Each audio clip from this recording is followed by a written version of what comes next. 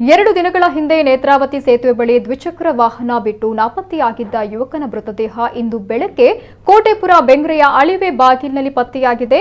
ಉಳ್ಳಾಲದ ಬಸ್ತಿ ಪಡ್ಪು ನಿವಾಸಿ ಹಫೇಜ್ ಶುಕ್ರವಾರದಿಂದ ಕಾಣೆಯಾಗಿದ್ದು, ಆತ ಚಲಾಯಿಸ್ತಾ ಇದ್ದ ದ್ವಿಚಕ್ರ ವಾಹನವು ಉಳ್ಳಾಲದ ನೇತ್ರಾವತಿ ನದಿಯ ಸೇತುವೆ ಬಳಿ ಪತ್ತೆಯಾಗಿತ್ತು. ಕೂಲಿ ಕೆಲಸ ಮಾಡಿಕೊಂಡಿದ್ದ ಹಫೀಜ್ ಶುಕ್ರವಾರ ಬೆಳಗ್ಗೆ ಮನೆಯಿಂದ ದ್ವಿಚಕ್ರ ವಾಹನದಲ್ಲಿ ತೆರಳಿದ್ದ.